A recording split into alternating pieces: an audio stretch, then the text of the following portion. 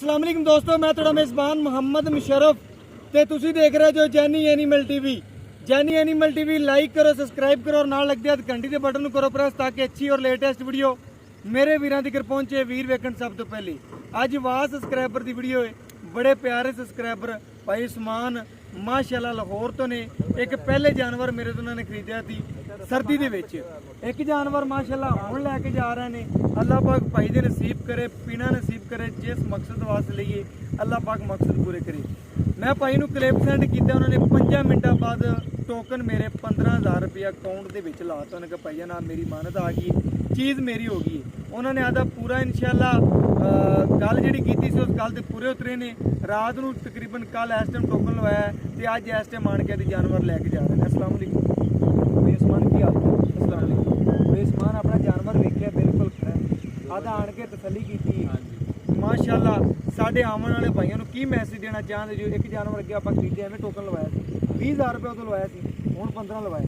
साढ़े वीरां नूं आवन वाले की मैसेज देना चाहते जो कि जैनी एनिमल टीवी कोई फ्रॉड काम तो नहीं करता पिया? नहीं कोई लाहौर आ ਜਿਹੜੇ दोस्त बैठे ने, शेखूपुर बैठे ने, सियालकोट वाले ने, गुजर वाले ने, गुजरातीए ने, उन्होंने की मैसेज देना चाहते जो कि काम किस तरीके करते हैं? जितने जानवर इनसे लिए अच्छे हैं। पहले भी जो गायें लेके गए थे वो भी अच्छी है, इसी वजह से अब दूसरी भी ली है और इंशाल्लाह 2 और लेने हैं।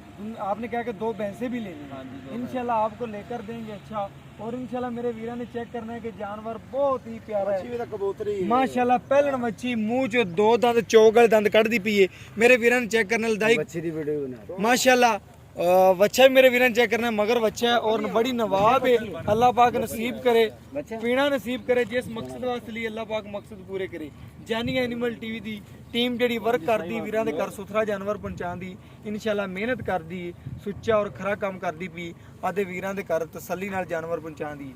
बाकी इंशाल्लाह लेना देना मुकद्दर है, नसीब है, जिंदे नसीब च होवे इंशाल्लाह उन्होंने आवाज़ वाजदी जानवर नूं। और भाई अरशद तो पूछने कि आदे पैसे खरे कोटे कर लेने और इंशाल्लाह भाई अरशद आदे पैसे खरे कोटे कर लेने। ओके माशाल्लाह मेरे वीरा ने चेक करना है कबूतरी अल्लाह दे माशाल्लाह एक तमाम अल्लाह दे कमनाले गाले अरबे ना मक्खन ही नहीं रहा। बिल्कुल जी बिल्कुल, अल्लाह पाक नसीब करे बच्ची नु माशाल्लाह। मेरा दिल कहता है कि अल्लाह पाक पैरां दे नसीब करे जिस बंदा पैसे लांदा है। बाकी इंशाल्लाह वीरां दी नज़र के सामने तसलियां हमेशा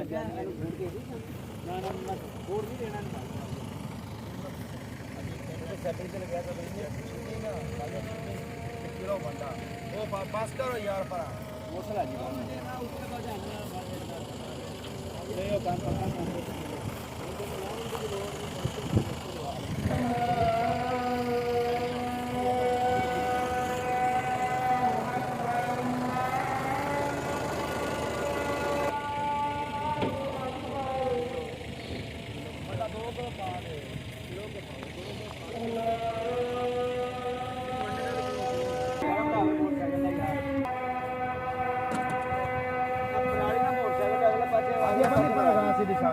इंजन के नाल पराली लवा दी ताकि उधर बवे